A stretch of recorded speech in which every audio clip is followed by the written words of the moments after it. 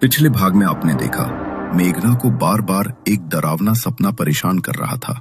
वो और उसके दोस्त एक ट्रिप पर जा रहे थे जब अचानक उनकी कार खराब हो गई। कार जहां रुकी वहां एक प्राचीन महल था जो मेघना के सपनों में बार बार नजर आता था। सपने का रहस्य जानने के लिए मेघना के दोस्त उसे उस महल के अंदर ले गए।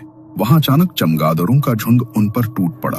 तभी उन्हें एक औरत दिखी जिसके पैरों में पायल थी और वो नृत्य कर रही थी। लेकिन जब मेघना ने उस औरत का चेहरा देखा तो डर से उसकी चीख निकल गई। सभी डरकर वहां से भागे और घर पहुंचे। लेकिन उस रात वो रहस्यमयी औरत मेघना के घर आई और उसने मेघना के शरीर पर कब्जा कर लिया। रात के लगभग 3 बजे होंगे। मेघना की माँ अपने बिस्तर पर सो रही थी। तभी उसे बड़ी तेज ठक ठक की आवाज सुनाई दी। उसने इधर उधर देखा मगर अंधेरे में उसे कुछ भी दिखाई नहीं दिया। गोमती के मन में घबराहट होने लगी। उसने घबराते हुए मेघना को आवाज लगाई, मेघना, मेघना, ये कैसी आवाज है बेटा? क्या हो रहा है यहाँ पर? मेघना। कमरे में आने वाली वो ठक ठक की आवाज उसी वक्त बिल्कुल शांत हो गई। गोमती को अंधेरे कमरे में किसी के कदमों की आहट महसूस हुई, जैसे कोई धीरे धीरे उसके पास आ रहा हो। गोमती घबरा उठी। तभी कमरे में एक रोशनी हुई। मेघना उसके सामने हाथ में मोमबत्ती लिए बढ़ रही थी। जैसे ही मोमबत्ती की रोशनी मेघना के चेहरे पर पड़ी, गोमती की रूह कांप उठी। मेघना का पूरा माथा खून से भरा था और वो किसी डायन की तरह हंस रही थी। उसने अपने मुंह पर उंगली रखी और हंसते हुए माँ को चुप रहने का इशारा किया। मेघना, ये क्या हुआ तुम्हें बेटा? और ये चोट कैसे लग गई? आजा बेटा, तेरे माथे पर पट्टी बांध देती हूँ। गोमती ने दुपट्टा लिया और मेघना के माथे का खून साफ करने लगी। मगर मेघना ने अचानक उसके हाथ से दुपट्टा झटक कर दूर फेंक दिया और अपने हाथ पांव मरोड़ने लगी। गोमती उस नजारे को देख बुरी तरह डर गई। मेघना, होश में आ मेरी बच्ची।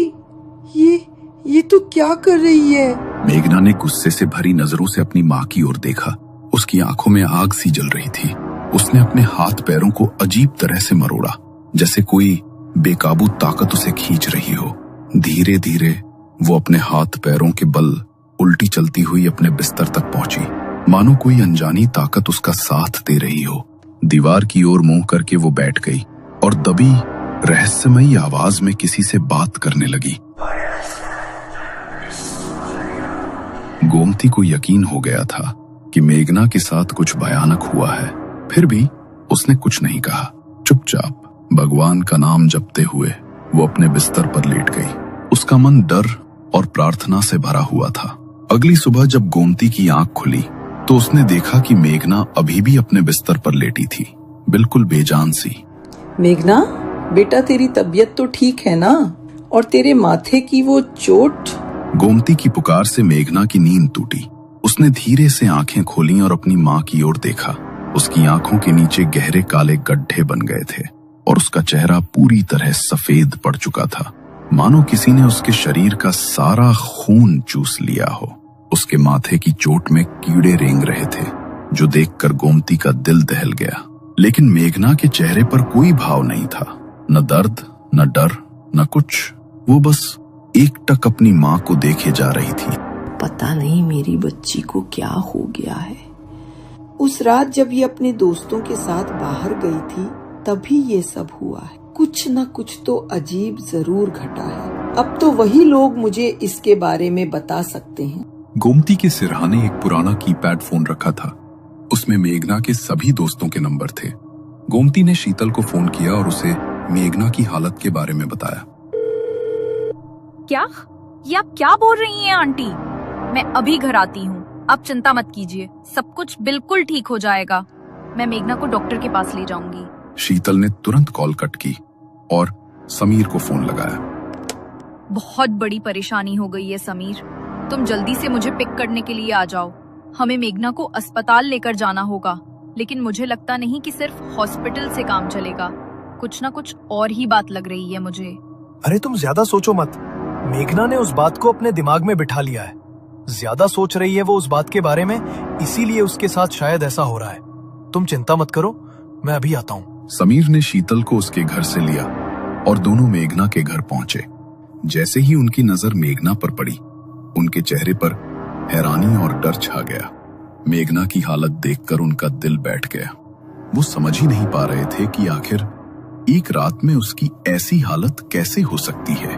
उसका चेहरा बेजान, आंखें खोखली और शरीर मानो सारी ताकत खो चुका हो। दोनों एक दूसरे की ओर देखकर चुप खड़े रहे। उनके मन में सवाल और डर का तूफान उठ रहा था। तुम दोनों सच सच बताओ बच्चों, उस रात क्या हुआ था जब तुम लोग बाहर घूमने गए थे? कुछ हुआ था क्या बाहर जो तुम लोग मुझसे छुपा रहे हो? हाँ आंटी, वो नहीं आंटी, कुछ भी नहीं हुआ। लगता है मेघना की तबीयत ठीक नहीं है। आप टेंशन मत लीजिए, हम इसे डॉक्टर के पास लेकर जा रहे हैं। समीर ने शीतल को चुप रहने का इशारा किया और वो दोनों मेघना को लेकर अस्पताल चले गए। डॉक्टर अंदर मेघना के माथे पर बैंडेज कर रहे थे। तभी शीतल ने समीर की ओर देख रही थी। अरे, अब तुम्हें क्या हो गया? तुम ऐसे क्यों देख रही हो मुझे? तुमने आंटी से झूठ क्यों बोला कि उस रात कुछ भी नहीं हुआ था? अगर मेघना को कुछ हो गया तो जानते हो ना, उसके जिम्मेदार हम सब होंगे।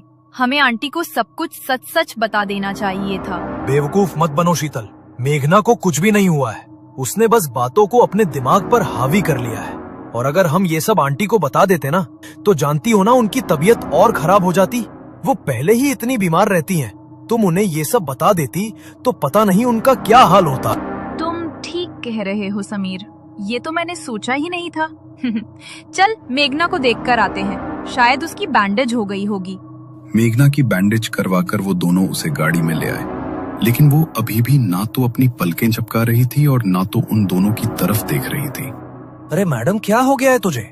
कोई भूत घुस गया है क्या तेरे अंदर, जो ऐसी शक्ल बनाई हुई है? उस रात वहाँ महल में जो भी हुआ उसे भूल जा। दुनिया में बहुत ही जगहें हैं ऐसी जहाँ ऐसी आत्माएं भटकती हैं। अब हर चीज को अपने दिमाग पर हावी तो नहीं होने दे सकते ना हम। समीर, मुझे लगता है कि हमें मेघना को मंदिर लेकर जाना चाहिए। वो मंदिर जाएगी तो उसे अच्छा लगेगा और हो सकता है उसके मन में जो ये भारीपन हो रहा है, ये भी मंदिर जाने के बाद कम हो जाए। तुम एक काम करो, गाड़ी मंदिर की तरफ ले लो। शीतल ने जैसे ही ये बात कही, मेघना का चेहरा गुस्से से भर गया। उसने स्टीयरिंग व्हील को अपने हाथ से घुमा दिया। गाड़ी का बैलेंस बिगड़ा और गाड़ी सीधी सामने के पेड़ से जाकर टकराई। टक्कर इतनी तेज थी कि समीर का माथा सीधा स्टीयरिंग पर जाकर लगा और उसके माथे पर गहरी चोट लग गई। उसके माथे से खून टपक कर नीचे गिर रहा था। डर के मारे शीतल हाफ रही थी। मेघना पीछे बैठी शीतल की तरफ मुड़ी और उसकी गर्दन को उसने अपने दोनों हाथों में जकड़ लिया। अगर अपनी जान बचाना चाहती है तो आज के बाद इससे दूर रहियो, वरना इसके साथ साथ तू भी मरेगी। मेघना के मुंह से ये बात सुनकर शीतल के होश उड़ गए। उसका दम घुट रहा था। मेघना के हाथों की पकड़ से उसका चेहरा बिल्कुल लाल पड़ चुका था। मेघना ने एक झटके से उसकी गर्दन को छोड़ा और गाड़ी से निकलकर वहां से चली गई। शीतल ने जल्दी से एम्बुलेंस को फोन किया और समीर को हॉस्पिटल लेकर गई। ओह माय गॉड, इसे तो बहुत ज्यादा चोट लगी है। अगर इन्हें यहाँ लाने में आप थोड़ी भी देर और कर देते तो हमारे लिए इन्हें बचाना बहुत मुश्किल हो जाता।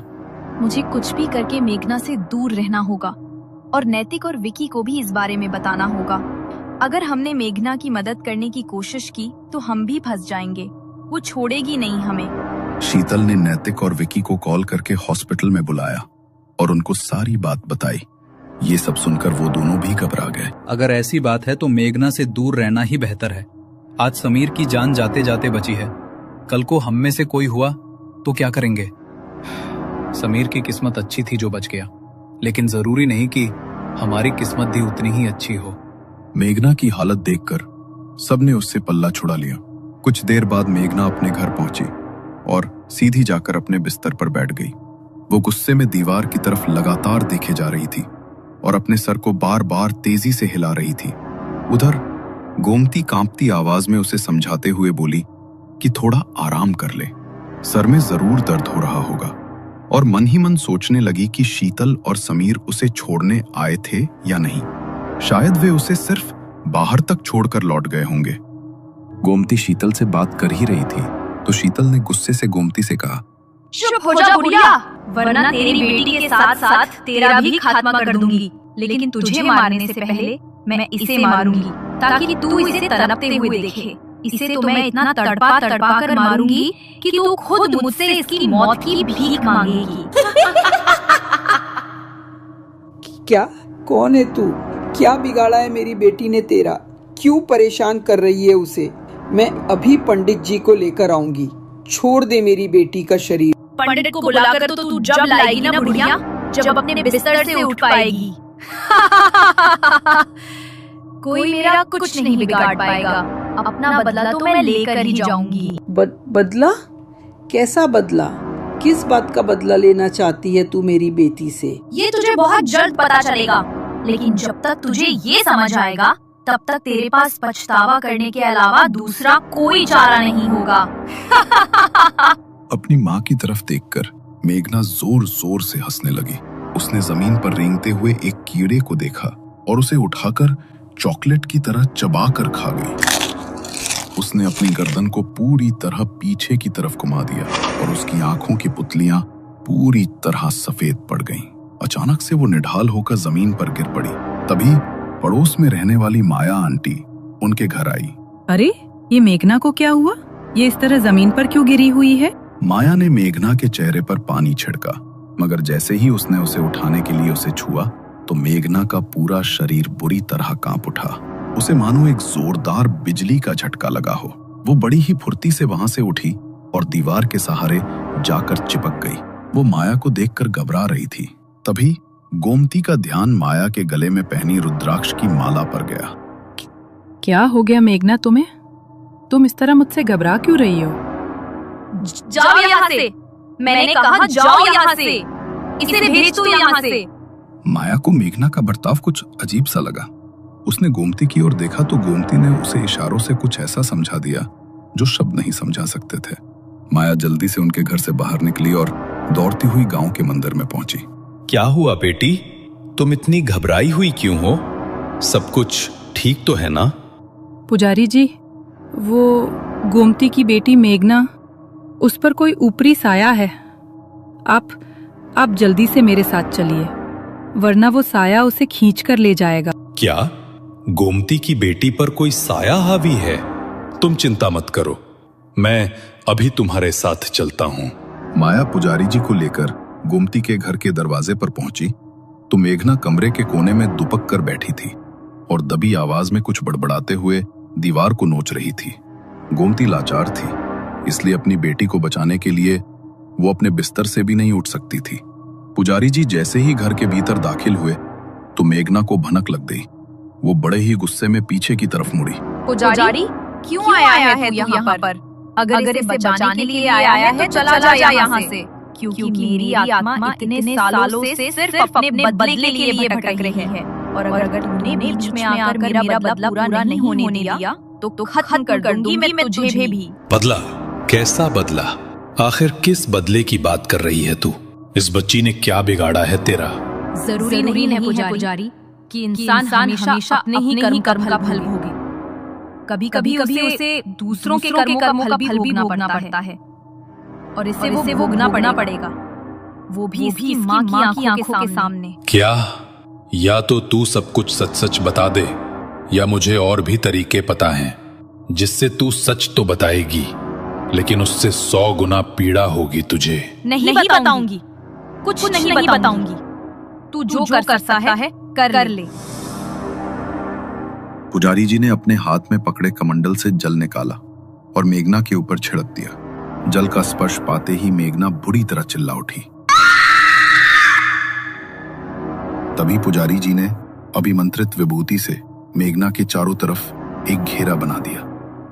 ये तो ठीक कर रहा पुजारी। तू इस तरह से इसे बचा नहीं सकता। अगर तू आज इसे मुझसे बचा भी लगा तो कल मैं फिर इसके ऊपर हावी होंगी, क्योंकि मेरी आत्मा मुक्त नहीं होने वाली। मेरी आत्मा सालों से इंसाफ के लिए भटक रही है, अपने बदले के लिए भटक रही है। तू मुझे भटकाने की कोशिश मत कर। मैं तेरी इन बातों में आने वाला नहीं हूं। तुझे तो मैं मुक्त कराकर ही रहूंगा। तुझ जैसी मैली आत्माएं मुक्ति के मार्ग को ठुकरा देती हैं, लेकिन ईश्वर के आगे तो तुझे झुकना ही पड़ेगा। जब तक मेरा बदला पूरा नहीं होगा, मैं मुक्ति को स्वीकार नहीं करूंगी। पुजारी, गलत इंसान का साथ मत दे, वरना खुद भी पाप का भागी बनेगा। पुजारी बड़े ही ध्यान से उसकी बातें सुन रहा था। उसने वहां पर यज्ञ कुंड जलाया। यज्ञ कुंड में अग्नि प्रज्वलित होते ही मेघना का शरीर बुरी तरह तड़पने लगा। वो जोर जोर से चीखने लगी। एक बार को वह आत्मा उसके शरीर से बाहर निकलती, मगर फिर वापस उसके शरीर में प्रवेश कर जाती। लगभग 2 घंटे लगातार वहां पर पुजारी जी ने यज्ञ किया, मगर यज्ञ पूर्ण होने के बाद भी वह उस आत्मा को मेघना के शरीर से नहीं निकाल पाए। मेघना का शरीर कमजोर पड़ गया, इसलिए वह बेहोश होकर वहीं गिर पड़ी। ऐसा नहीं हो सकता। यह संभव नहीं है कि यज्ञ के पूर्ण होने के बाद भी कोई आत्मा किसी के शरीर को न छोड़े। ये आत्मा बिल्कुल पक्का इरादा करके आई है। ठीक कहा था इसने कि ये मुक्त नहीं होने वाली। ये जब तक अपना बदला पूरा नहीं कर लेगी, तब तक मुक्ति के मार्ग पर आगे नहीं बढ़ेगी। गोमती अपनी बेटी की हालत देखकर रो रही थी और पुजारी जी से कह रही थी, आखिर किस बात का बदला चाहिए इसे? मेरी बेटी ने क्या बिगाड़ा है इसका? मेरी बेटी तो कभी एक मच्छर भी नहीं मार सकती, तो किसी इंसान का क्या बिगाड़ेगी? तभी पुजारी ने गोमती से कहा, लगता है तुमने उसकी बातें ध्यान से सुनी नहीं गोमती। तुम्हारी बेटी अपने किए का फल नहीं भोग रही। जरूर इसके पीछे तुम्हारा या तुम्हारे पूर्वजों का कोई श्राप है, जो वो शक्ति अब तुम्हारी बेटी पर हावी हो रही है। याद करो, शायद तुम्हें कुछ याद आ जाए, क्योंकि जब तक हमें पता नहीं चलता कि ये आत्मा किसकी है, तब तक अब हम चाहकर भी कुछ नहीं कर सकते। मैं बस इतना कर सकता हूं कि तुम्हारी बेटी को एक रक्षा सूत्र दे सकता हूं, मगर वो जैसे ही उसके शरीर से अलग होगा, वो आत्मा फिर उसके ऊपर हावी हो जाएगी। पुजारी जी ने मेघना की कलाई पर एक रक्षा सूत्र बांध दिया और वहां से चले गए। माया ने मेघना को उसके बिस्तर पर लेटा दिया था। देर रात का वक्त था। गोमती अपने बिस्तर पर लेटी हुई थी, मगर मेघना के बारे में सोच सोचकर उसे नींद नहीं आ रही थी। तभी उसका ध्यान सामने की दीवार पर पड़ा। दरवाजे के ऊपर बने रोशनदान से सामने की दीवार पर हल्की रोशनी पड़ रही थी। उसी हल्की रोशनी में एक परछाई उभरी, एक नर्तकी की परछाई जो रात के पहर नृत्य कर रही थी। उसके पैर में बंधे घुंघरू और गाने की आवाज जैसे ही गोमती के कानों में पड़ी, तो डर के मारे उसकी आंखें खुली की खुली रह गई। तुम? डर के मारे गोमती का हलक सूख गया। नर्तकी के कपड़े पहने एक औरत उसके सामने खड़ी थी, जिसके चेहरे का मांस बुरी तरह फटा हुआ था और उसके भीतर कीड़े रेंग रहे थे। आंखों की पुतलियां सफेद होकर बाहर को आ चुकी थी। उसने एक टक मेघना की ओर देखा और मेघना के हाथ में बंधा वो रक्षा सूत्र वहीं खुलकर गिर गया।